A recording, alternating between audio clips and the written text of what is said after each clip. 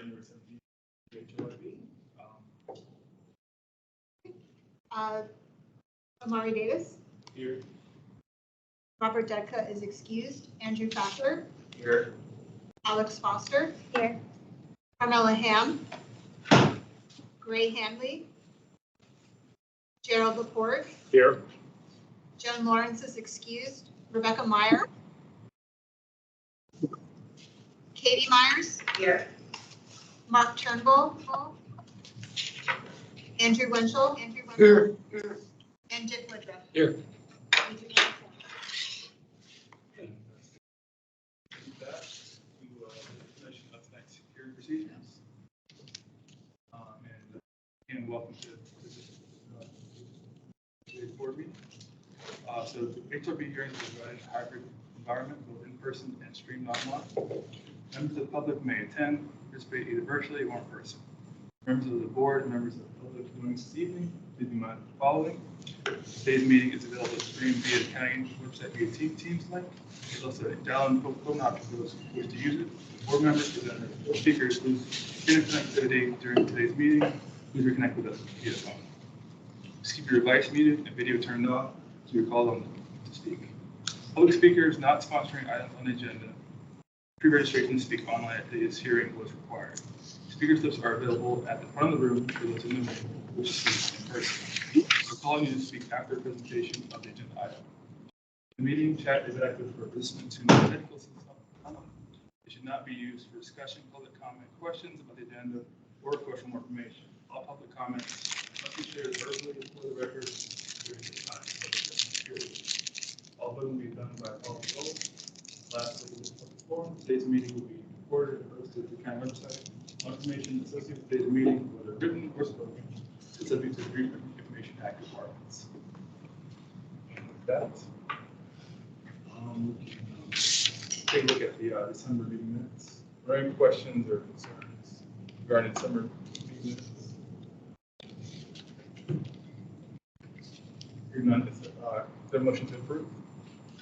I'll move to approve the December meeting minutes as drafted and distributed. Second. Please call the roll. Mr. Davis. Yes. Mr. Fackler. Yes. Ms. Foster. Yes. Mr. Hanley. Yes. Mr. Laporte. Yes. Ms. Meyer, are you on the call yet? Ms. Myers. Yes. Mr. Winchell. Yes. And Mr. Woodruff. Yes.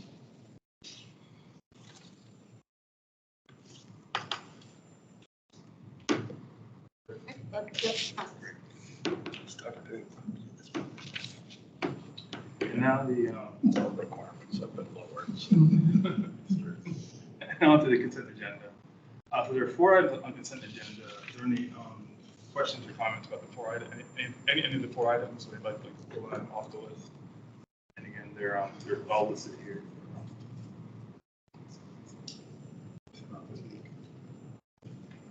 It's a busy month. Yeah. So hearing no comments for the good order, anybody move to approve the consent agenda items? I move that we approve the 4 items on the consent agenda in block. Second that. Please call the roll. Mr. Davis. Yes. Mr. Fackler. Yes. Ms. Foster. Yes. Mr. Hanley. Yes. Mr. Laporte. Yes. Ms. Meyer. Ms. Myers. Yes. Mr. Winchell. Yes. And Mr. Woodruff. Yes. It's unanimous. All right. So thank you all All for set. attending, and I'll follow up with you with your stamp. Thanks, Michael. Really appreciate it.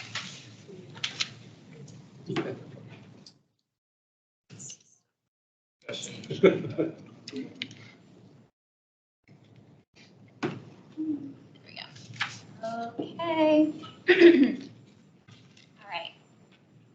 So I'm going to give the staff report, which is a little lengthy, so please bear with me. All right. The house at 2900 22nd Street North, located in the Maywood Local Historic District, was constructed in 2009. The house was built after the Maywood neighborhood was listed on the National Register of Historic Places, which took place in 2003. As such, the house is considered non-contributing to the historic district. The HALRB approved the construction of a single-family dwelling on this lot in November 2006 with COA 06-33. The project came forward for additional review from the HALRB due to revisions to the house's design and changes to the landscape from 2006 to 2008. Details are included in the full staff report.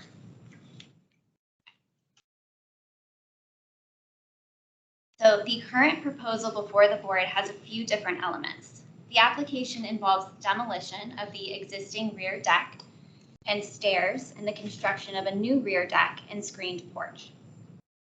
To accommodate the new rear deck and screened porch, the applicant is proposing to expand the exterior footprint of the house on the eastern side of the rear elevation by 3.3 feet by 3.3 feet. This modest expansion will have an 8-inch CMU wing wall with a parged coat at the foundation to match the existing and hardy lap siding to match the existing with PVC trim. The expansion of the house also necessitates the removal of 4 existing 6/1 wood windows in that area. These will be replaced with a double leaf fully glazed wood door on the rear elevation. The applicant also is proposing to install 3 4/1 wood windows on the east elevation of the house. So let me skip ahead so you can see what's there and then what's proposed underneath. The new rear deck would have composite deck flooring, composite railings, and a new flight of stairs with riser lights leading to a concrete landing at the ground level. In between the deck and the screened porch, the applicant is proposing to install a gas fireplace. The gas fireplace, which would open to the screened porch but have its rear exposed on the deck side, would have a stone veneer. The screened porch would also feature composite decking and composite railings. Screens would enclose the porch and the railings would be located on the inside of the screening. The applicant is proposing to remove the existing door on this side of the house, slightly enlarging the opening and replacing it with a wood sliding glass door. So you can see that here. In addition to the construction of the rear deck and screened porch, the applicant is also proposing to make a new window opening along the east elevation and install a fixed vinyl window. So that is here. This window would be in the bathroom of the house, specifically the shower. The applicant is also requesting to replace the wood flooring on the front porch with composite decking. The existing wood railings would remain in place. You can see that window opening right here. The DRC heard this application at its January 3rd, 2024 meeting. The commissioners did not have any concerns or comments about the proposed demolition and construction of the new screened porch, the new rear deck, or the small enlargement of the rear of the house. Much of the conversations focused on the proposed materials for the project, specifically the request to use composite materials and a vinyl window. Although the DRC members felt comfortable with the overall project scope, they felt that the full HALRB should discuss the appropriateness of the proposed materials. Given that this home is of new construction and non-contributing to the LHD, staff recommend approval of the subject application. The proposed deck and screened porch will be located on the rear of the property and therefore not visible from the public right-of-way, meeting the intent of Chapter 6, New Addition/Building of the Maywood Design Guidelines, which state, the new addition should not be prominently visible from the street and should be located to the rear of the house if possible. Ideally, the construction of a new addition would have a limited impact on the existing house, but the proposed rear expansion is minimal and also situated to the rear of the house.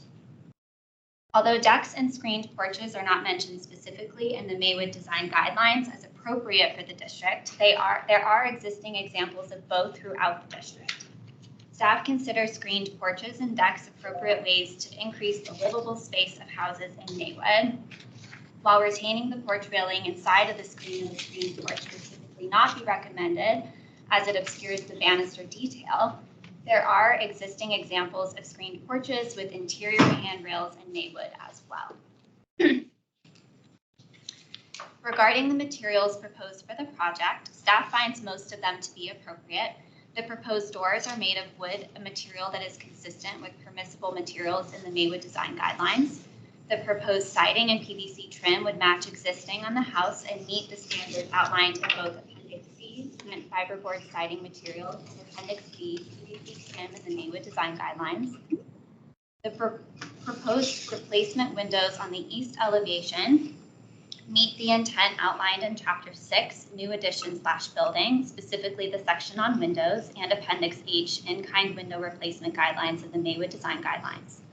Although these windows will not replace the windows being removed for the rear expansion, they will match the existing windows on the house in material, design, dimension, and appearance. Regarding the proposed vinyl window for the bathroom, the Maywood Design Guidelines state that vinyl or aluminum clad windows are inappropriate for Maywood. However, there is precedent in the LHD for the use of vinyl windows in specific cases related to high moisture spaces like bathrooms. In 2 examples, a vinyl window replaced an aluminum clad wood and a non-historic wood window that had deteriorated due to high moisture exposure. While the proposed vinyl window in the subject application would be a new insertion and therefore would not have a pre-existing condition to prove a wood window would be incompatible in this space, the HALRB's approval of other instances of vinyl windows in the LHD set a precedent for the use of vinyl windows in high moisture areas such as bathrooms. Staff encourages the HALRB to discuss the appropriateness of the use of composite materials in this project. The guidelines state in Chapter 6, New Addition/Building, with regards to porch flooring and decking materials, that artificial materials may be considered for decks or porch flooring under certain circumstances. Due to the deterioration of the wood flooring on the front porch of the subject house, it would be appropriate per the Maywood Design Guidelines for the flooring to be replaced with composite materials as long as that material is compatible in appearance with historic materials. However, the HALRB would need to decide if the new use of composite materials on the rear of the house is appropriate. And I promise this is the last paragraph. As a point of comparison, other newly built and rebuilt non-contributing houses in the Maywood LHD have incorporated a mixture of composite and wood materials. The dwelling at 2158 North Oakland Street used wood for their railings, handrails, and stairs. No note about the flooring materials used for this project was located. No material details were located for the new dwelling at 3320 North 23rd Road. However, staff did find that during a deck expansion in 2006, the applicant planned to use wood handrails and composite decking, which matched the existing materials of the deck. Additionally, the dwelling at 2326 North Jackson Street used wood handrails and guardrails on the front and rear of the house, but used composite materials for the porch flooring. The house at 3205 23rd Street North used pressure-treated wood on the stairs and handrails, and the house at 2322 North Fillmore Street used wood railings, wood porch flooring, and wood stairs. Since the precedent for the use of materials on newly built or rebuilt houses varies in the LHD, the HALRB should consider both the location and appropriateness of the proposed materials on the subject property. And that ends the staff report. Very thorough. All right, so we do have the applicants here with us, and feel free to add anything to the presentation, or if there's something you would like to say now, or I can point to something on the application here. If there's something you'd like to discuss further, now's your time. Okay, well, folks, I'm Bob Braddock. This is Mark Crisco. We're from Bowers Design Build. Should we move anywhere to be on camera?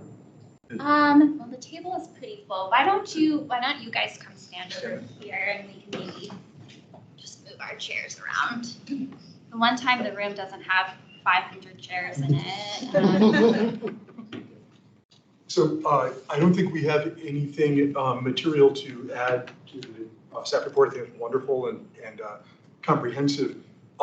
Just want to emphasize that our goal, and I hope it conveys that our goal was to make this screen porch and deck as harmonious as possible with the existing architecture, and that the 2 points of contention, the composite materials for decking and railing and the vinyl window, really, as I'm sure you know, just have to do with use decking and railing being out in the weather and the vinyl window being in a shower. So that's where, that was our, that was the basis of our design. Mark, do you think there's anything? Oh, we also brought, we brought the piece of composite decking that the homeowner chose. If you want to see, it does have the wood grain in it if you'd like to see the decking. Sure. Okay. Well, while they're doing that, why don't we do the DRC? Yeah. The DRC, so I'm listening again, sort of an echo with Michael. Just that pointed out that Standard tracks.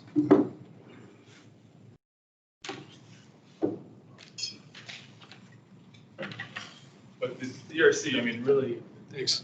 I mean, the form and content of the project, we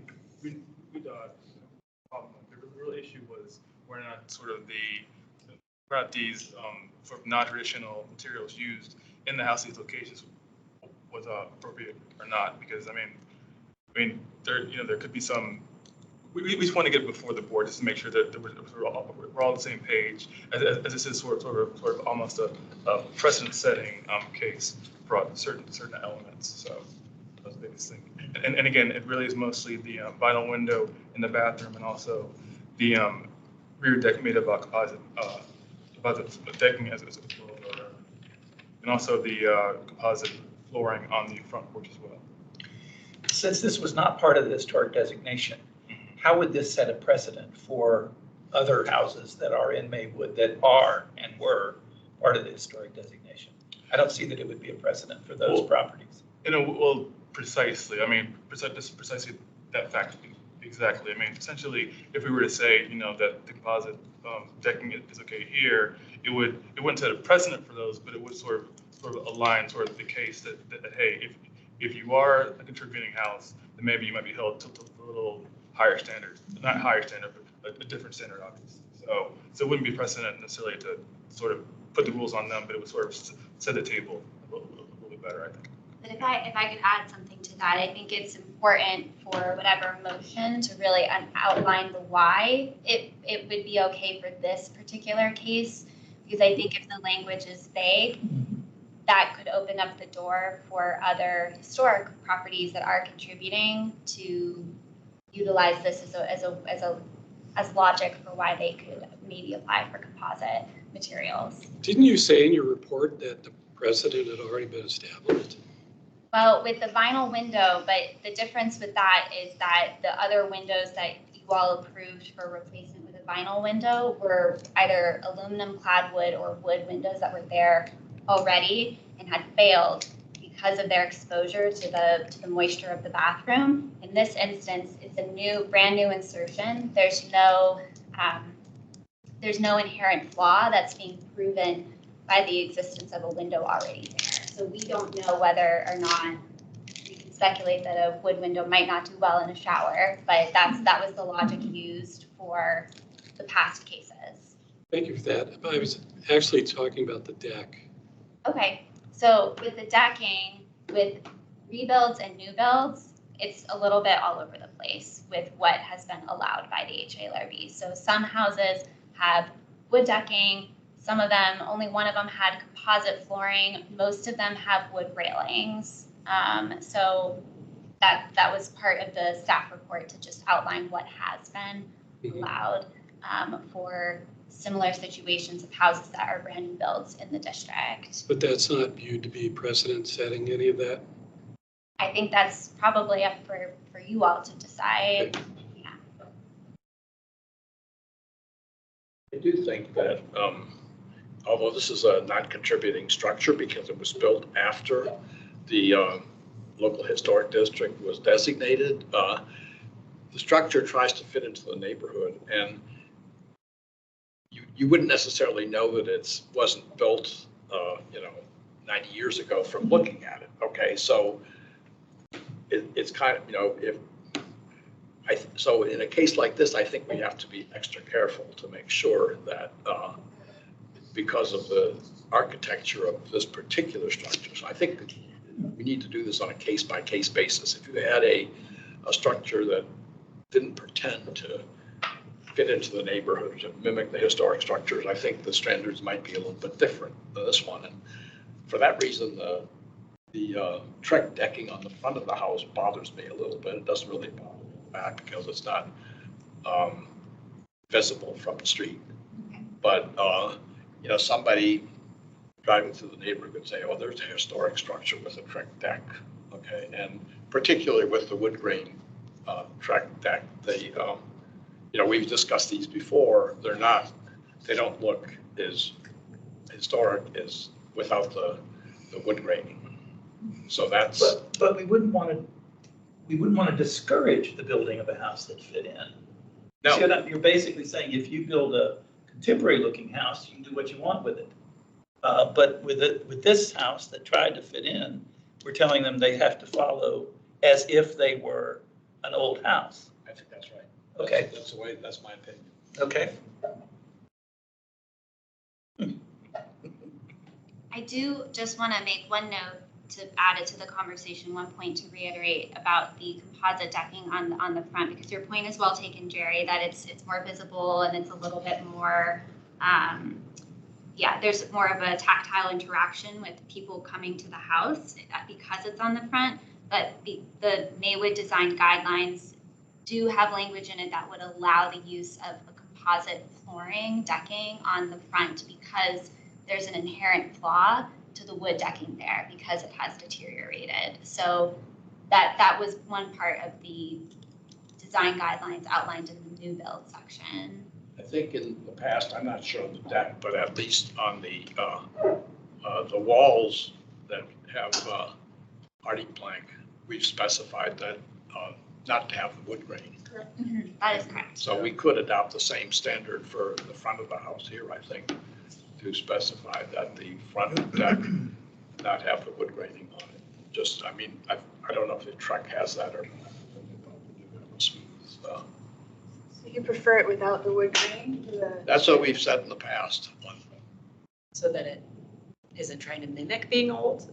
I'm I sorry. mean, so that it's not trying to mimic the wood, so you can tell it's Well, old not wood doesn't I mean, I know, look like that. It So doesn't that's- look like That's why in the wood, past but- we have specified that, the modern wood graining, although I think this is safer too, because it doesn't get as slippery. So that's one of the reasons why I would hesitate to adopt that standard, because people put this in because it's safer, and I don't. Yeah, flooring's not the same as siding. That's right. So I think I would not specify that just for the safety reason. Is this the same dimension as what's being contemplated? For the front porch? Yeah. No, I believe it's a little wider. Yeah, I believe the front porch is tongue and groove wood 1x4. There's a. Right, that's more typical. Is that what you're intending to use? We were going to use the 6. Do you recall if Trex offers that in the? They do.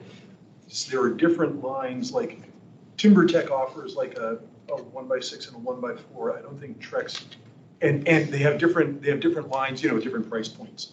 Some of them offer that. We'd be willing to look for one, if that ended up being the consensus, we'd be willing to look for one that's. I'll just say that I think most of the porches, the front porches in Maywood that have wooden decks are 4-inch. You can tell though what they did with the risers though is a solid piece, which is. Yeah. So Is that wood or is that? That's wood also. They used tongue and groove on the porch proper, and they used a solid riser. It's not rotten. That part is in plenty of it on the porch actually is, but I'm surprised that. In fact, for all we know, it's a different wood. We can't tell because of the paint. I mean, we've never cut into it or anything. So you plan to just replace the flooring, not the riser? Well, the risers, yes. I'm sorry, not the riser, but the treads. So the deck flooring and the treads, so they're all match. And I think we've allowed treads to be replaced with synthetic material, right? So many houses have had rotten treads. I would speculate that's probably correct, but I can't think of an example without doing research through our files to confirm it.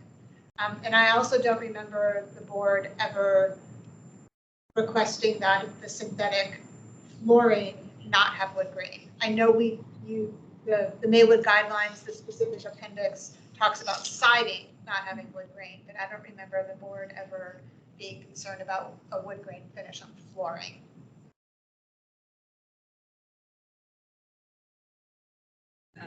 Personally, I think because it's not a contributing house, and because the instances they want to use the materials that aren't always typical are for reasons that are important. The moisture in the bathroom and then the wear on the treads. I would be fine with all of these. I think and this isn't part of the application, I know, but just because we're kind of talking about the parameters, I think the wood railings are very obvious. And I think a lot of the older homes probably have those. So if they were wanting to replace the front wood railings, I might feel differently. But because the other ones are in the back, that doesn't, really bother me either. Those railings are staying. Yeah. But the back ones are being replaced, right? Yeah. And because those are in the back is why I would do with that. So I think, if it were a contributing house, if it was front railings we were talking about, if it was a window that wasn't a high moisture area, I think those are the reasons I would feel differently. But because, it seems like they're pursuing these materials for really good reasons, and we probably should let them build the house, to withstand these issues. So, Mr. Chair, I would just advise that depending where the conversation goes, as you all draft a motion, to make sure that you're providing a rationale for specific elements of the proposal. Okay. Is there any discussion, so fully understanding and appreciating that it's a non-contributing house, but for the new window in the bathroom, the reason that it needs to be vinyl is because it's a high moisture area, but it's a new window. Was there any discussion of, do we allow the new opening, given the material that it would have to be? That's up for discussion. Because I think that if we're worried about setting the precedent, it's not like we're taking a window that is now going to be in a high moisture area. We've created the high moisture area and we're adding a new opening. So I don't know. I think I should go either way on it. If it were contributing, I would say no, flat out, but because it's not, I could be persuaded either way. I don't know if anyone else. This is for a new bathroom. It is. So if it's a new bathroom, we're not creating the high moisture, we have no jurisdiction over whether or not there's a high moisture area. But it's a new opening. The opening doesn't currently exist. So we're putting the bathroom there and we're putting in a vinyl window. You're correct, Alex, that the interior bathroom is not under review by us. And if there's an interior, it seems appropriate to allow an opening next to a bathroom in that context. At least it doesn't seem inappropriate to me, but in terms of whether it should be vinyl, because I guess it does set a precedent because it hasn't failed. But if we know there's a pattern of bathroom windows failing, it seems kind of unfortunate to force somebody to go through that process just to wait for it to fail to prove a point. I agree with that. I agree with what you said as well. I think that's reasonable. We would have to craft the proposal in such a way that said, this is not a building that was constructed prior to designation, right, and et cetera, and therefore we're comfortable with, well, whatever we end up being comfortable with. Let me sort of point by point. So I'm going to go item by item. And we don't purview over this, but I'm curious though. Are you planning to paint the tracks on the front, the decking on the front? No, it's solid color. So you won't paint it, okay. Correct. That's the finish.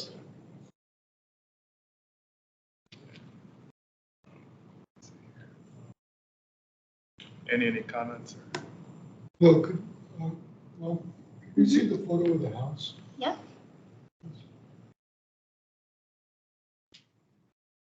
was smart not to replace the wooden railing. Yeah. It's a nice railing. Yeah. Very period appropriate. Yeah, yeah, and it hasn't failed. Basic problem with trying to have people put wood or wood windows back in, especially in high moisture areas, is we just don't have the wood available. It's not resistant anymore. And it's been locked up, old growth forests by the federal government, or in the case here, most of the really good material was either cypress, which is, except for sunken logs, if you will, is not readily available, or longleaf pine, southern longleaf pine. And most of that stuff, everything is gone. And the only thing we can use is reclaimed lumber. We are doing some of that, but it's extremely expensive. Because we end up using, I was just looking into Richmond, using 12 by 12 beams from the 19th century out of New England, which were gobbled up in the Industrial Revolution, if you will, late 19th century. And from the South now trying to get back and resawing them into convention lumber, but for use. And the stuff is incredibly resistant, but it's incredibly expensive. It's not going to get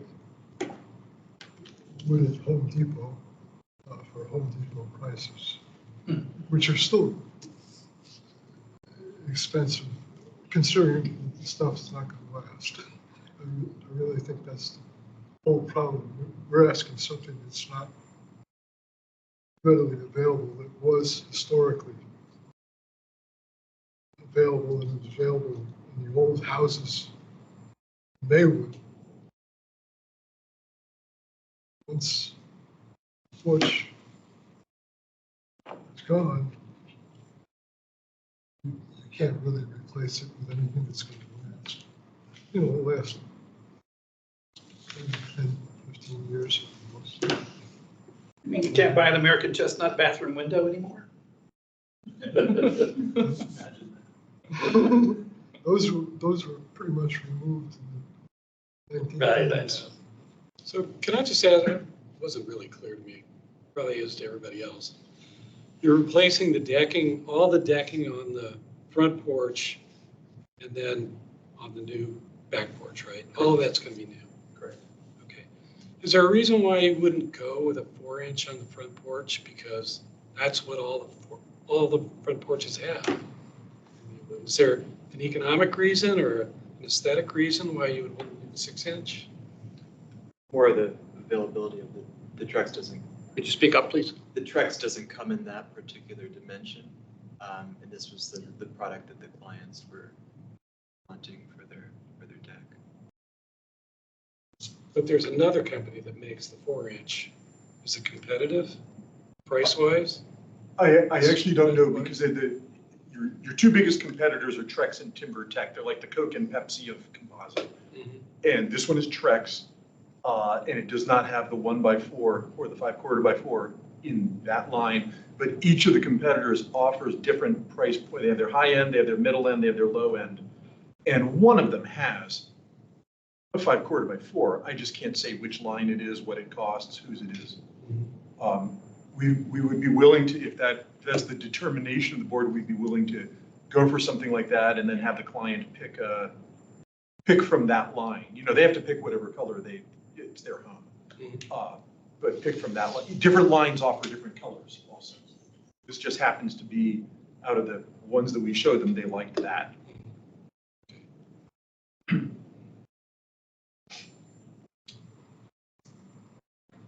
Anything else for the good of the order here? How do we feel about wood grain? It's a I'm safety okay with net, it. I think. Yeah. I don't think there's a question about that. Looks sort of like plastic without a grain.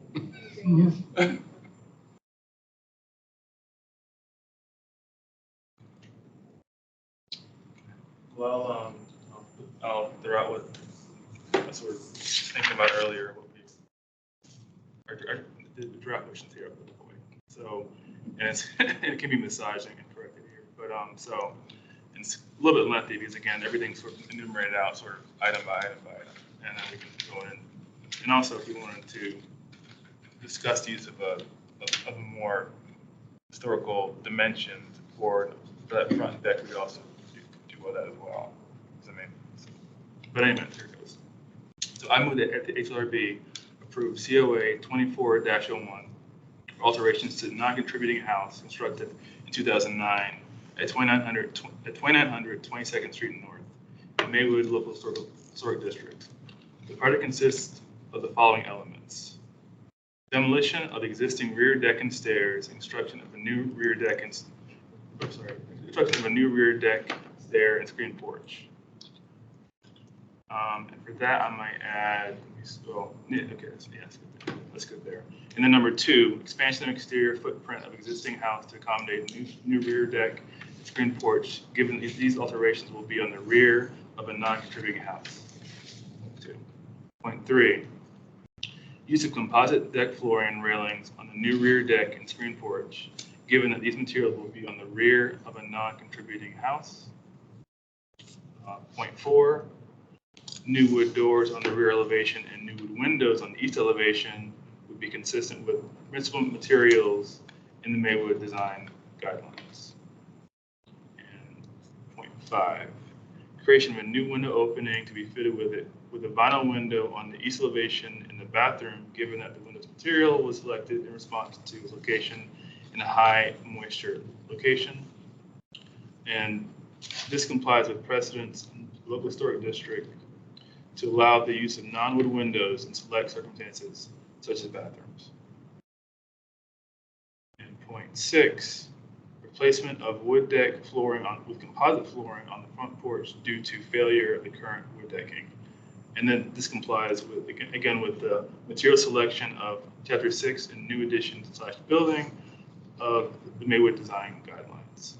So it's, again, 0.6, again, it's approving the demolition in the new rear deck and stairs, expansion of the footprint of the house just to square things off, use of composite flooring and railings on the rear, the new wood door and new wood windows, and the creation of a new window opening in the new bathroom with the vinyl window, and lastly, replacement of the wood deck flooring with composite flooring on the front porch due to failure of the current wood decking. Maria, number 5, I would just say, oh, go ahead. Can I ask a question? On number 6, could we add treads? It's the decking, but the treads should match. Oh, okay, yeah, we should. It would be weird if they didn't. That makes sense, yeah. The replacement of wood deck flooring and treads. Thank you.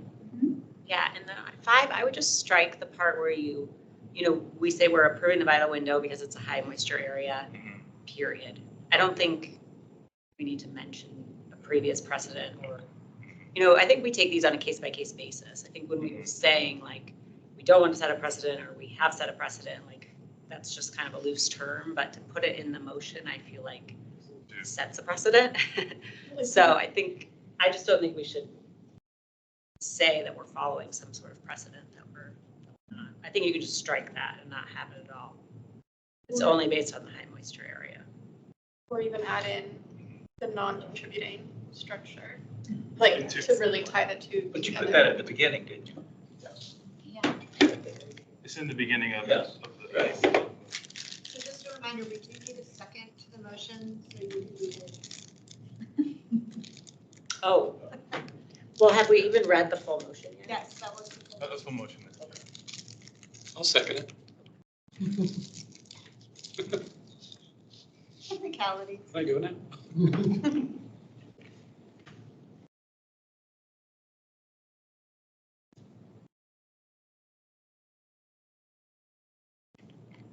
Do you want to maybe reread section 5? Yeah, so let me read.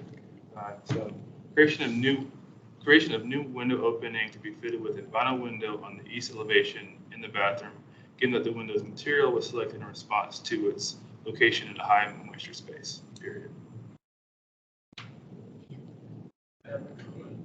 I almost think that we do add the end in a non-contributing, just to really tie the two. I know we say it in the It's beginning, already but in the introduction, so you could repeat it again Yeah. if that's your motion. Do you say it again in any of your other numbered ones? Or is it always just in the beginning? It's in several. It's in Yeah, number- it's peppered through, Okay, Then Yeah. I would Yeah. agree to Yeah. add it here. Or you can take it out of everything You and put it can in say- the intro if you want. Yeah. Be consistent, yeah. To its location in a high moisture space in a In a non. non-compliant Non-contributor, yeah. In a non-contributing house. Non-contributing structure house.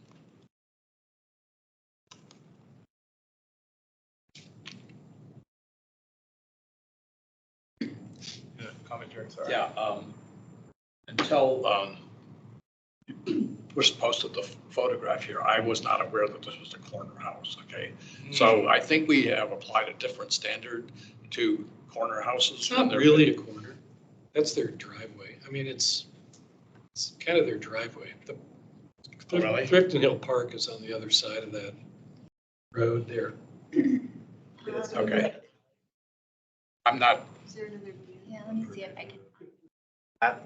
See that, Like, that at the other asphalt, side of that that's driveway is- driveway. park? oh, so this is really their driveway. Yeah. Okay, exactly. so- Yeah. It's the end of Fillmore So Street. across the street. You'd have to walk down their driveway to see the back. Okay, I didn't understand that, but my point, and maybe this is an edit then, is when we say in the rear of the house, not visible, we usually accompany that with not visible from the street, okay? Right. Because that's the reason we do it. And so I think we should include that language here because it looks like on the previous photograph, I was going to say, oh, this is not, whenever we've had corner houses, we've applied a difference. The rear of the house isn't enough. It's still, if it's visible from the street. So I think under number 2 then. So the expansion of exterior footprint, the existing house to common new rear deck and screen porch, given that these elevations will be on the rear, will be on the rear, will be on a contributing house. Will be In on the non. Will be on the rear of a Rear, non-contributing non-contributing house house. and not visible from the street. From the public street. You know, I always actually wonder, can you walk down there to go to the path? I do You sometimes. wouldn't really need to, because the path It's right here. starts Yeah. right about at the corner of that photograph. That's not perfect. Yeah, I have it all. The second. We had a second. I'll re-second. All right. Take the order, okay. So any other discussion on it? Any other comments, questions? I'll just make a comment, and it's just not with the force of any authority, but I would urge the homeowner to consider a narrower deck piece. They look better, they really look, and they would fit so much better with that old bungalow style. You know, if the price is right and you can find that color, and it would really, anyway. It's reasonable. With that, please call the roll. All right, please say yes if you support the long motion as proposed. Mr. Davis? Yes. Mr. Fackler? Yes. Ms. Foster? Yes. Mr. Hanley? Yes. Mr. Laporte? Yes, Ms. Meyer? yes. Ms. Myers? Yes. Mr. Winchell? Yes. And Mr. Woodruff? Yes. That is unanimous. All right. Thank you both so much for coming and for Yeah. answering our questions. Well, It's thank much you. appreciated. And don't forget Don't your forget your- example. Thanks. And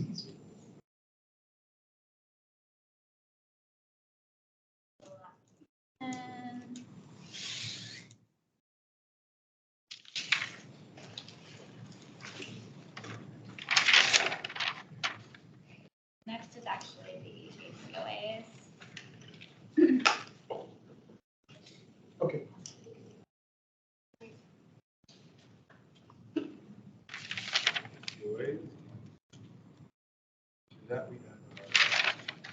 community life.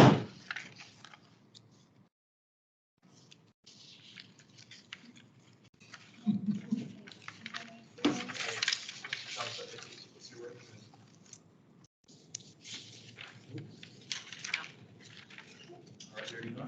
Next.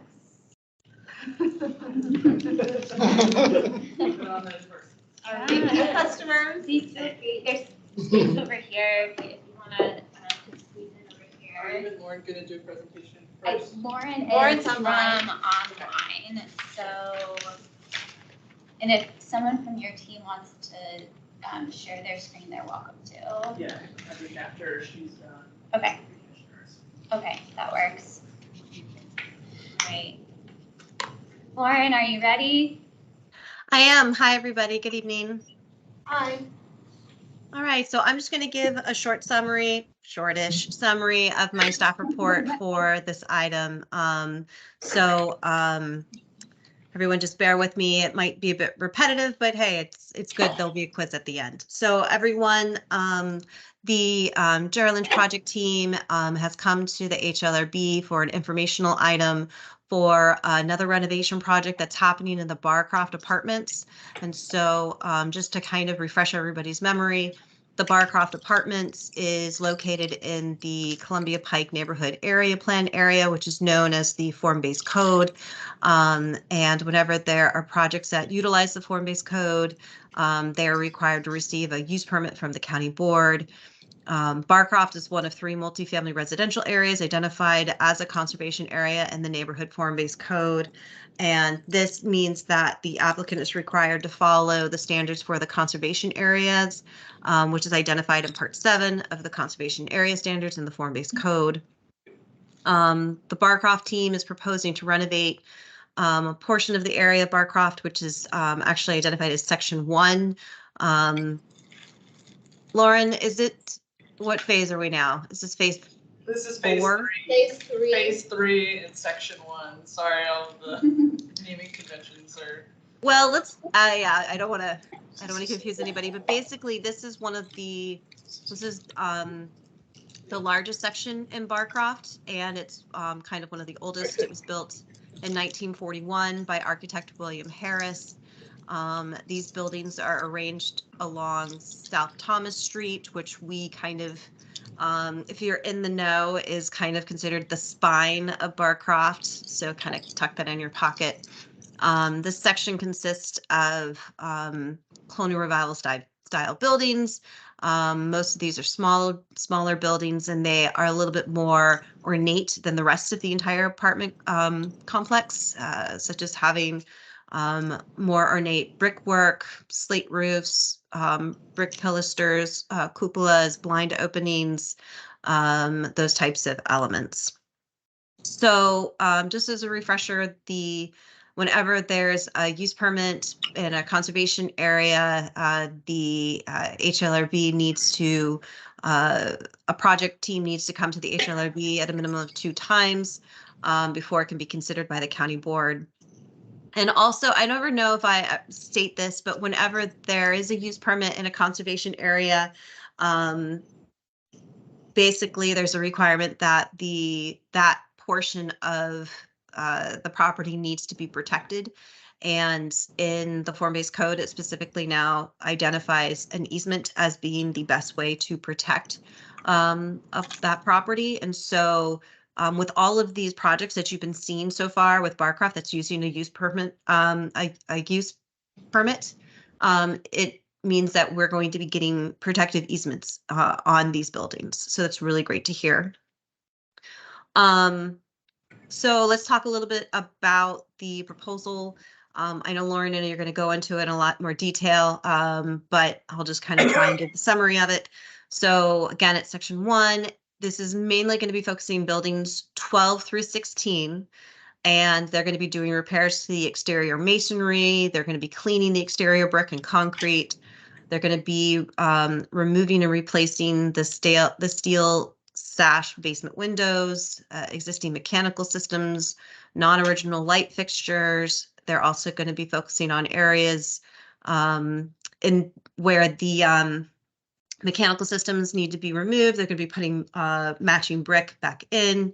They're going to be repairing slate roofs, replacing flat roofs. They're going to be repairing and painting other existing exterior elements such as metal railings, non-original shutters, doors and frames, and corroded metal lintels. They're also going to be creating a new opening and extension on building 16 to create new accessible entries, which will take the place of an existing blind window. They will also be adding an ADA ramp to these entrances. They're also going to be adding outdoor amenity spaces and landscape improvements. They will be adding new entry canopies above the 2 accessible entrances located on building 16 to meet the Virginia housing requirements. Which Lauren, please go into more detail on that. And then also they will need to be cladding existing exterior wood trim. They'll have to clad that with vinyl or aluminum cladding, again, to the Virginia housing standards. So majority of the proposed scope is consistent with the Secretary of Interior standards for rehabilitation, as well as the conservation area standards that are identified in the neighborhood form-based code, except for the replacement of the basement windows, the covering of the wood elements, and the installation of the canopies. So this did go to the Design Review Committee during their January 3rd hybrid meeting. There were questions by the DRC concerning, is there going to be a loss of trees? And the project team said no. What is the material of the proposed canopies? It's going to be metal. How accessible will the walkways around the buildings be, as well as to the outdoor gathering spaces, which the project team said that in the gathering spaces closer to the building 16, that will be more accessible around that area. And there was also a question if there was consideration to also adding a window by the new doors that are going to be the new entryways, and it was considered maybe too busy to do that. So that's one of the reasons why windows aren't being considered around the new ADA accessible entries. So going into staff recommendations, we basically don't really have any issue with majority, again, of the proposed scope, because majority of it follows the conservation area standards as well as the Secretary of Interior standards on rehab. However, the removal and the replacement of the steel sash windows, as we stated, those are not, it doesn't really, the 4 things that don't really follow these standards, we kind of look at it as it's like a lesser evil type thing. You know, the removal of the windows and replacing them with vinyl, you know, these are going to be a minimal change, and the original window configuration and the fenestration pattern will be the same. We feel that the new openings and the extension to the side elevation will not affect the overall design of section 1. And although we'll be losing a blind window, we see this as a way to adapt building 16 for current and future residents, which we think is a good benefit. We also recognize that the cladding of the existing wood trim and the installing of the canopies is a requirement that Virginia Housing is going for, but we see this again as minimal changes to character defining features. The wood trim will be repaired. It will still be there. It's just going to be clad. And so we figured, again, it's a small thing if it's necessary, if a waiver is not permitted by Virginia Housing, be able to do it. Though concerning the canopies, we did want to state that we appreciate the simplicity of the metal canopy, and we do think that it's appropriate to, you know, to have them if it's necessary. We do hope, though, that the HALRB considers the overall design approach for the canopy. We've been talking about the canopy designs and kind of going back and forth. You know, we really do feel that the traditional aesthetic is what has been preferred by the HALRB, and it's been approved by the county board in the past. So we really do kind of would like to kind of keep sticking to that just to keep things consistent. And we are just kind of hoping that we will eventually hear something soon concerning the waiver. So other than that, we are kind of feeling like we've seen these projects that the Chair Lynch just provided us, and we feel very comfortable with what's being proposed. And we think that even the changes that are happening with the new entrances for the ADA units. You know, we think that they're being done in a very sensitive way. It's not on the main facade. It doesn't overall affect the, you know, design of this section of Barcroft. So we're very much in support of majority of what's happening with the project. So that's my summary. I'm sorry, I'm kind of jumbled a little bit, but I know Lauren, you'll take it away, a shortened version. Thank you for your presentation. So, so thank you. Thank you, HP. Lauren, I appreciate the in-depth summary, and thank you all for braving the elements tonight, this especially cold winter week we're having. For the record, again, my name is Lauren Riley with Walsh Colucci. We're the land use attorney representing Giant Lynch for these projects. And in the room with me tonight, I'd like to introduce you to Tom Liebel with Mosley Architects, or the architects for this renovation phase, and Radhika Mohan with Giant Lynch.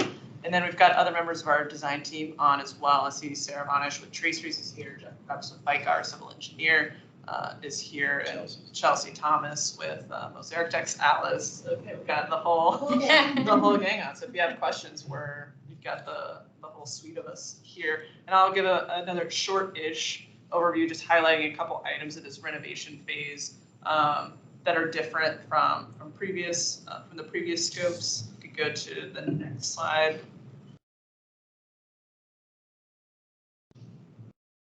Give it a minute. The internet's a little slow. While we're waiting, I'll say here that the scope of this renovation phase is the third phase. This is our third time going through. I think you're all pretty familiar with Barcroft and the site. And the scope of this one is going to be very, very similar to what you all just looked at with the phase 2 last fall. I think we met in September, October about that one. We're going to have exterior renovations, a couple of site improvements, adding some amenity spaces for those residents, and then also adding entrances to make 2 units accessible.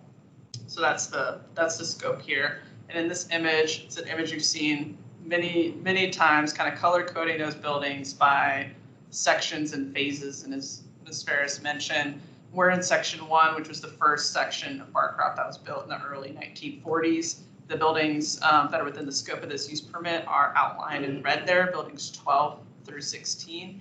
And then I shaded in gray the other 2 phases that we've recently gone over, just so you kind of know where we are in context of Barcroft. I will quickly to highlight, there's a little pink line behind building 16.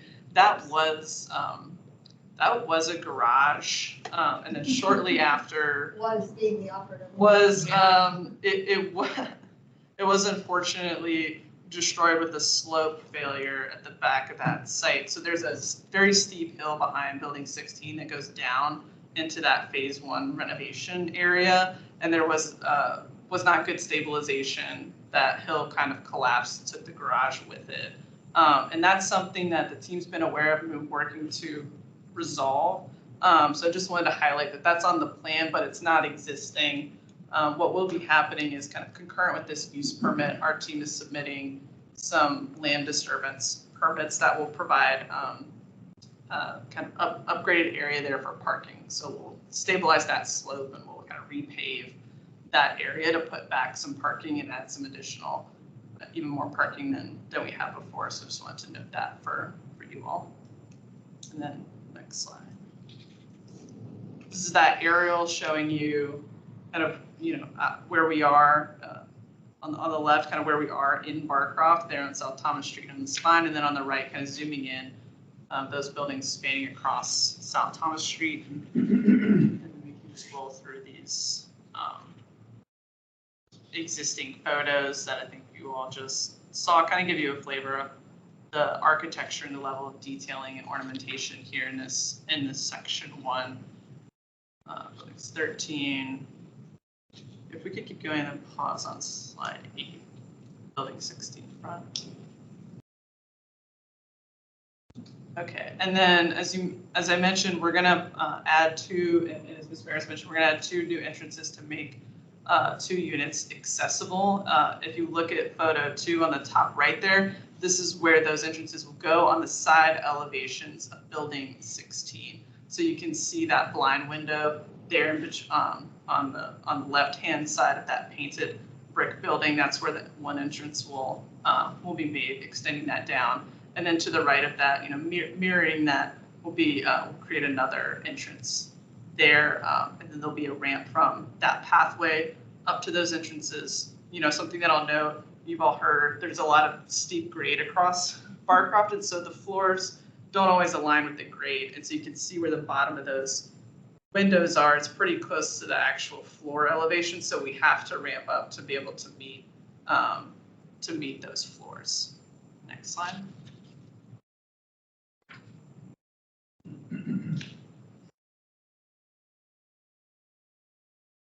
Keep going to this. All right, here's the summary. Yeah, that was a summary of renovations. I won't belabor. Ms. Ferris went through kind of the full list of it. Extremely similar in scope to the most recent renovation phase you all looked at.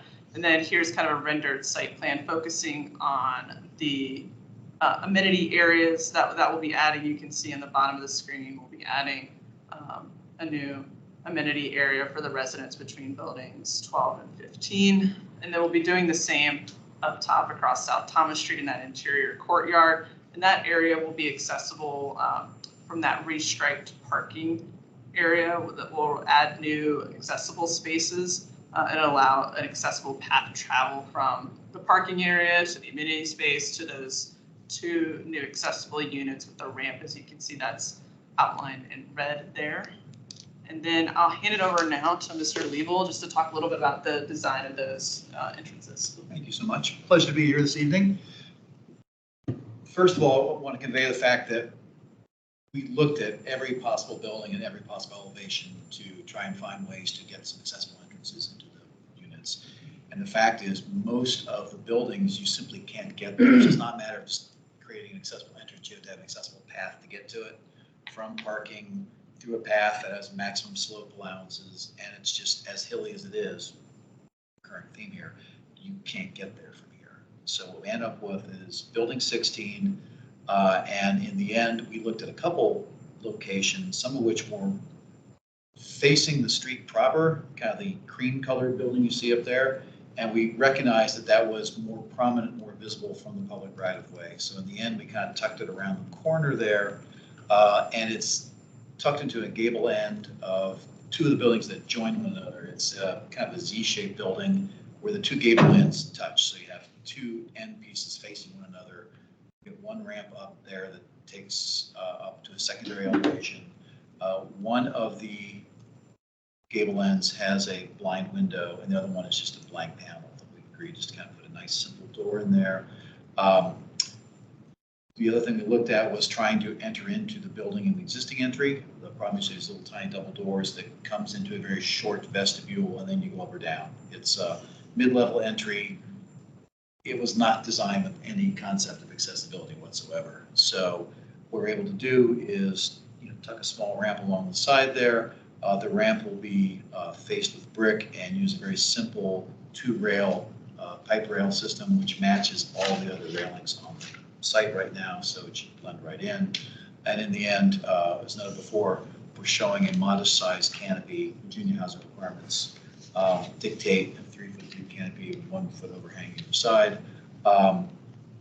And that's what we're showing. We think it's appropriate not only because it's a Virginia housing requirement, but also because entrances into the existing primary entries, you can get in there and have an opportunity to take your umbrella down, get organized before you walk into the building. These side entrances are entrances directly into the units, and feel it's appropriate to have some coverage for the residents as they gain access there. What you see up there is the image. It's very simple. The DRC had suggested looking at a kind of flanking set of windows on either side of the doors to make them kind of tripartite. We hadn't looked at that because there's precedent in some of the other elevations where they have 3 windows. We just felt that it was calling too much attention to itself, and our goal was to kind of tuck away and be as modest as possible. So in the end, we're showing a nice 2 simple clean doors, single single light with buttons within it there, but it's a simple 2-panel door that matches the other existing building, the existing doors on the site. And that's it. Thank you, Tom. And then we can kind of skim through the rest of these. Just wanted to note, like last time, replacing some exterior light fixtures, replacing those steel sash basement windows with ones to match existing. Like last time, we'll have fiberglass doors in the new accessible entrances as required by Virginia Housing. Also, just reiterating their requirement for the cladding of that wood trim and the requirement for the canopies. And Ms. Ferris had asked for an update, and I know everybody's been waiting on updates, so we've been waiting too, about our Virginia housing waivers. We can say at this point, we've received very informal feedback that has been receptive to the waiver request. So we feel good about that, but we won't have any formal answers until next month, once we have the bond inclusion for that first renovation phase. And I'll just reiterate, every time we do this, we'll have to submit a waiver request for every renovation phase. But we're hoping that if the first waiver request is accepted, that would follow for all the further requests. So I'm happy to finally have an update to share with you all. So that's where we are on that. This is our application overview. Ms. Ferris went over kind of all the details about the modifications that we needed, the conservation area standards. So now we're happy to open it up to discussion and questions that you guys have. Before I just wanted to remind everyone that we had that one written comment on this that I sent an email. So I have it pulled up. If anyone wants to have it read out loud, I can do that. But just a reminder, there was one comment.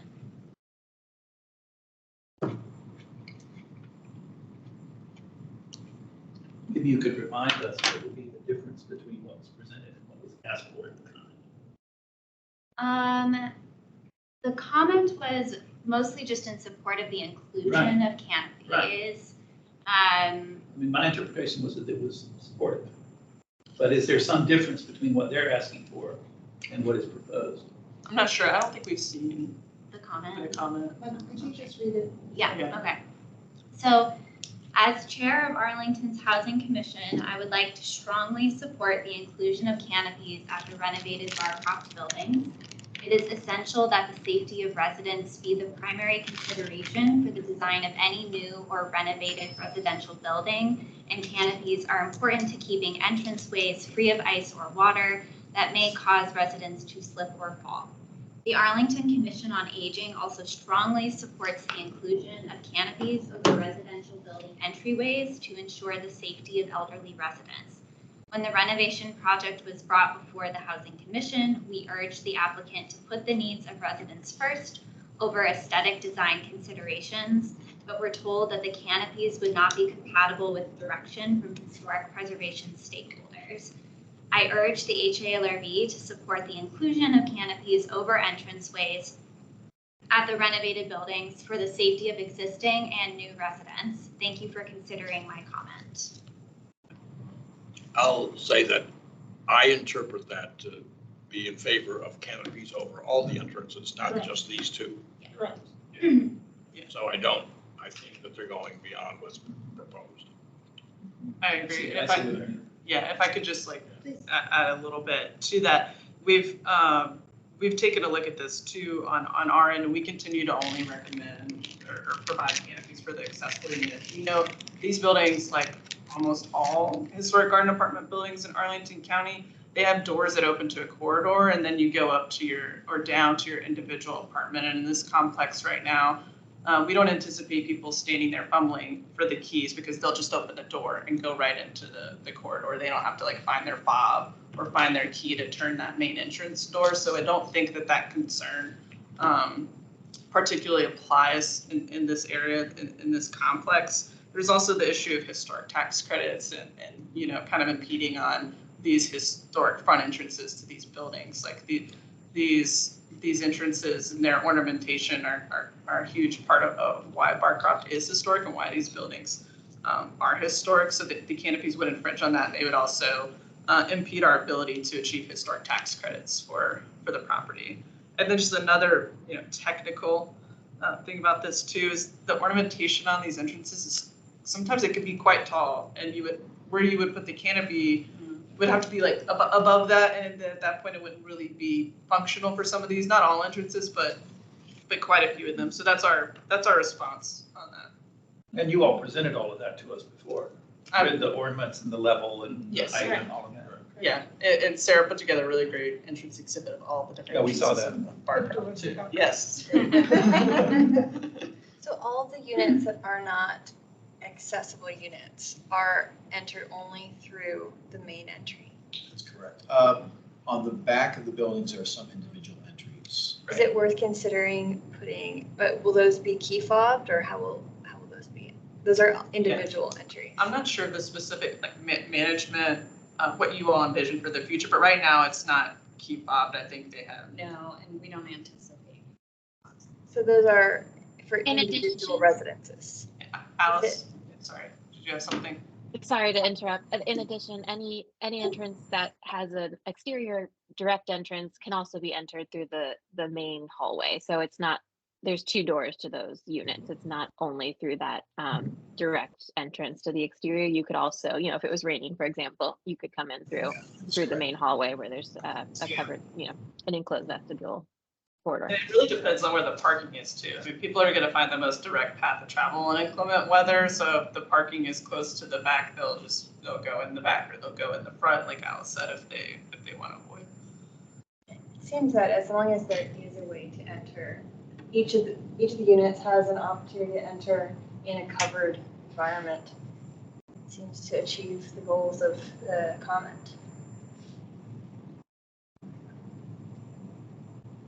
Concerns?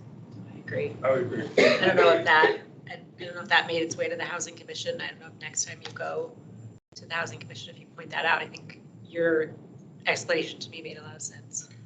Reinforce that with housing. Yeah, in fact, I think it would be good to tell the Housing Commission that we had this conversation. And pay attention to their letter and think that you're complying with safety. That'd be great, and I don't know to what extent that will be reflected in the letter that you all submit. Will be in the minutes. The minutes, okay. Might also consider saying something that historic preservation is not mere aesthetics. I did pick that up, yeah. It's not just. I mean, there's more to it than aesthetics, as we all know. The full comment will be in. But in a nice, you might say that, in a nicer way than they said it, which is the way to say. Well said. Is there anything else, any feedback on the new entrances or site improvements or anything? I think as required by the form-based code, we have to be back before you all again. So. Oh, goody. Same time next month? Same time next month. So, you know, if you have any feedback, we can, chew on that between now and then. Otherwise. We'd be repaving all of the walks, I guess, on site, sort of as a typical thing, or will it really like a case by case basis? Yeah, It's case by case. We're looking where the paths are beaten up, or there's significant cracks and shifts that will be repaired. But we're trying to preserve as much of the existing material there as possible.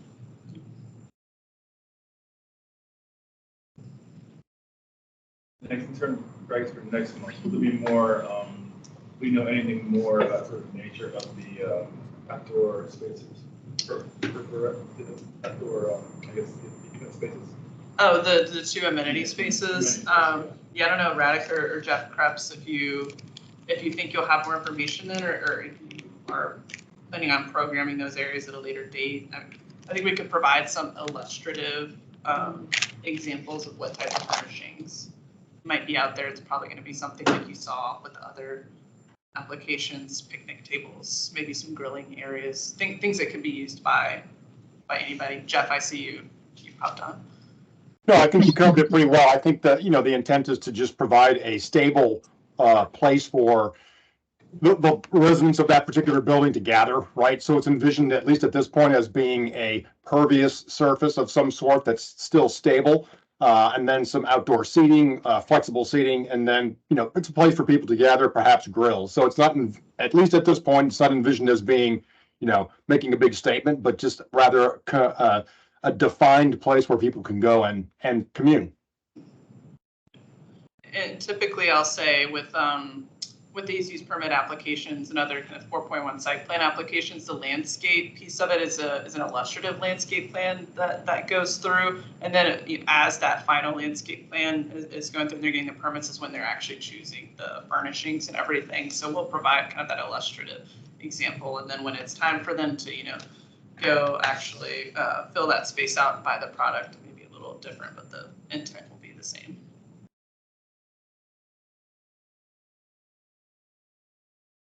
Anything else?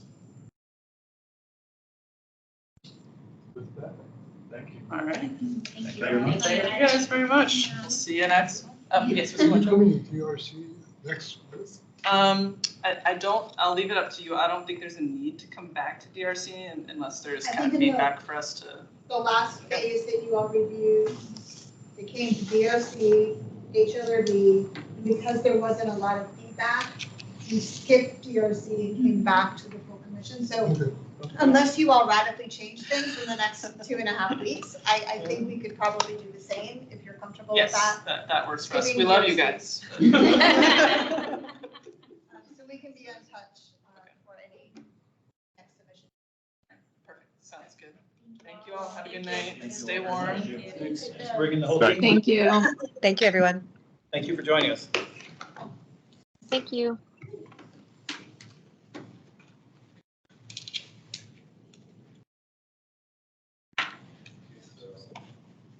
Moving along, next is the chair's report. I have nothing to report. Thanks everybody for coming out whole night for everybody's participation. As always, other than that, that's the report chair-wise. I will take one of this, I said, we should everybody here. Is there anything that you guys want to report on or any comments? Hear nothing for good order. Let's move on to the staff report. Okay, I just have one announcement. I would like everyone to join me in congratulating Michael Tawny for her recent promotion as of this week to our new Associate Historic Preservation Planner on our team. So she has embraced her role very gracefully so far, and she will be the main point of contact for applicants as well as the HLRB for the design review process, as well as our lead researcher for markers and designations and anything else that we come up with. So we're really excited to have her in that new role. And we also will be recruiting to fill her previous position as our inspector and our main outreach coordinator, hopefully later this month. So if you know anyone who is looking to get into one of the best teams ever, please send them our way. And that was it for the staff updates. Congratulations. Thank you very much. Thank you. Good news. Yeah, I would add is I guess that I did find out though that our board liaison has changed. Oh, right, yeah. It is now cutting half. Everybody knows that the new board member. The new one. One of the new. So Ann didn't want to do that and be the chair. Yeah, Libby, I guess. I mean, Libby. Yeah, I guess she didn't want to do both. It's true. We were too much of a a Burden. Burden. No, strike that. Yeah, strike that from the record. That was a joke. That was a joke. But yeah, just so everybody knows. Should we invite her to We come will in do to our that. next meeting? We've done that in the past. Not every board liaison comes frequently, but I think it's good for them to meet the members and learn a little bit about some of the issues that the board is facing. So we'll do our best to facilitate that and keep you posted. I do want to ask for the next meeting on February 21st. Is there anyone who knows they cannot be here or who knows they have to participate virtually? It would help us in our planning if we had a heads up now. I may not be here. Could you participate virtually or you don't know? No, if I'm not. Okay. All right, we'll put you down as a no for now. 21. Just means you get less emails from us if you tell us now. They'll still get an email from Yeah. me. I didn't say no emails, I said less, fewer. You You're assuming that we don't like to get emails from you. We don't want to bother. We love you. We don't want to The bother. only one we but- miss is the reminder that they sent an earlier message. Want to know if you were coming. Thanks, everybody. Can I ask a question? How many vacancies do we have now on the board? On the board, 2, 3. Two or three. Because John resigned in December. So I think now we're at 3, but we have someone waiting in the wings, potentially to be appointed perhaps later this month. Yeah. So then that would leave us with 2 vacancies. Okay, thanks. So if you know any designers, archaeologists, Architects. architects, Bartenders. bartenders, please recommend them to us. Can I ask if there's time and people will allow it, I mean, are comfortable with it? Can I ask about the subcommittees or what they're called of the groups that are supposed to be under the board? I know that there's a very active one, the design review. Are there, I think the bylaws or whatever specify there are 4. Total, including the design review committee. Right, right. So who's on the other ones? I mean, are the other ones around? Do we see or hear from them? It's a great question. I'm sorry, it's a naive question as a new member. No, it's a good question. This came up, I'd say, within the past 2 years, Yeah. I think. Design Review Committee, as long as I've been They here. do a lot. as long I got as- that. As long as the program has been around, the Design Review Committee has been the most active committee. When I first started my career here a long time ago, there were a few other committees. I think, Jerry, you were on a few of them. We had gosh, what did we call ourselves? There was a Public Information Committee, I think. Historic Markers Committee. But I'm thinking back in the day, like when the internet was starting to become a thing and we were starting to create web pages, we had the HLRB had a subcommittee. You're looking at me like, what? We used to do paper brochures, okay? But back in the day when we had to start populating the website, we were creating content with members of the HLRB on that. And then there was a very active marker committee for a few years. And then there was a semi-active, I think it was called the survey committee, because there was a board member who was an architectural historian, and she was willing to help do research and write designation reports. And then she left the board.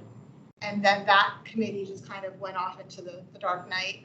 And then nothing really resurrected until, I'd say, the past 2 years, when other members who are no longer on the board were talking about reviving some of these other subcommittees. And I know when Serena was still here, we had a kind of informal marker committee, and both Jerry and Carmela had volunteered on that. And so they were taking a first pass at marker drafts before we brought them all to the full board. And that's pretty much the summary of. We had a committee to sponsor the annual Historic Preservation Awards, but that was terminated. And then it was that program was adopted by some other commission, and they have a historic preservation category, but that's not very active. In the current, mostly they choose modern built. They love modern buildings with modern additions. Okay, and I haven't been too involved in that in a few years. I've just read the press releases, and it's not what it used to be. I mean, it's a different group of people. Did they announce new winners?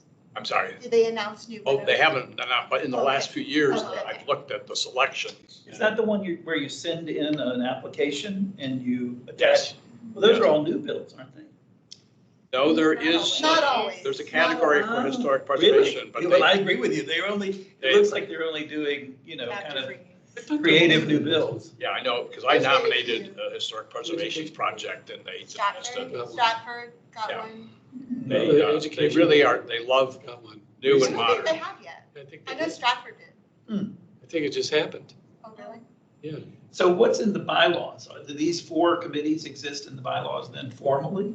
So the bylaws, I have them up. So the 4 committees that are in the bylaws right now is the Design Review Committee, the Historic Marker Committee, which we just talked about. Then there's the Survey and Research Committee, No, that's what's in the and then the Outreach Committee. outreach, okay.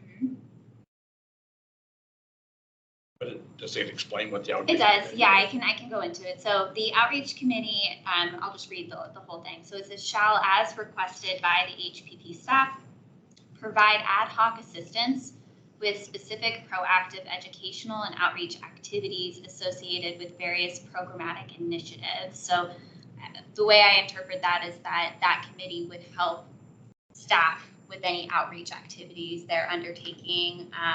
You know, we could have had that been active if people were interested for the plan update and helping us with engagement related to that.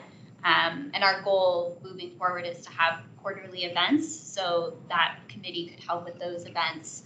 But I'm not interpreting that as the committee comes up with ideas for how to do more outreach, although I'm sure that that would be welcome. But I think its purpose is to really support HP staff with initiatives they're taking on, yeah. Well, it just strikes me that the board is strong. We've got some really good people on the board.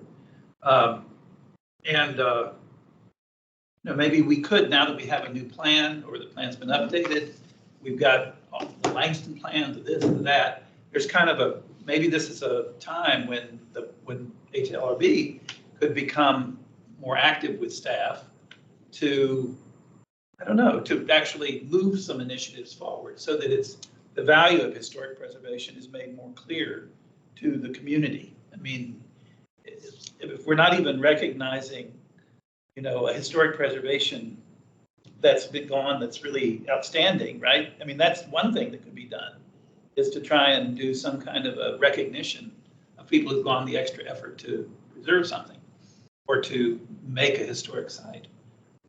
It's just a thought. I mean, maybe I've been way off base. Maybe this is not something any of us would want to take on, but it seems like being active toward the community to encourage attention to history, and especially in a community that changes so fast as Arlington does, that, you know, you get people on your side even before there's an issue.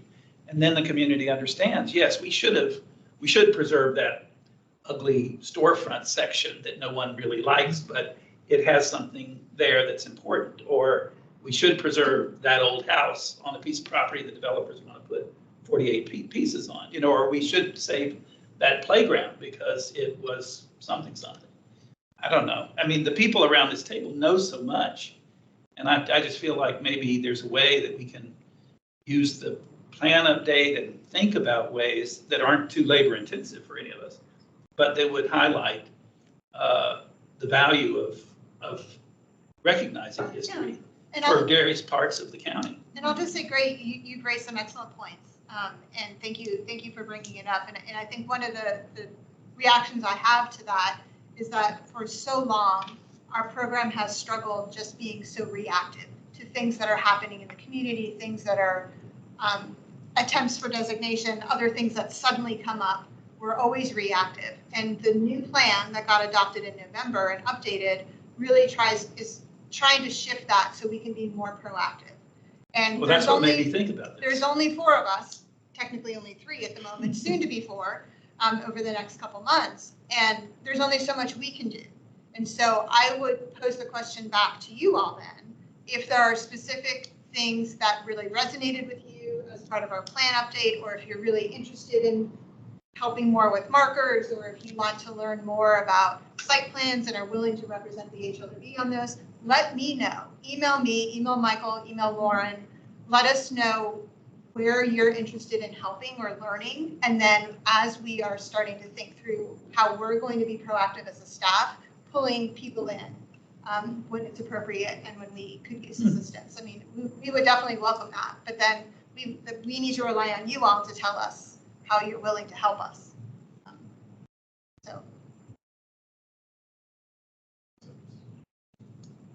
And then we'd be putting some, or you all would, with our help, be putting some actual concrete program behind the statements that are in the plan. Yep. It's not all just a dream. It would help us be more impactful faster, because like I said, there's only so much we can do on any given day, any given week. We would love to help. Thanks, I appreciate it.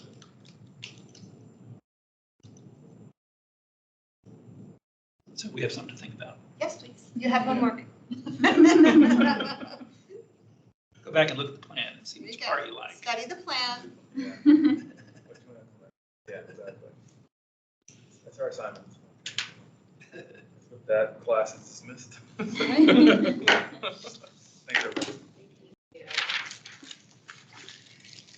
That was at 8 o'clock. Good night. Bye. Bye, Lauren.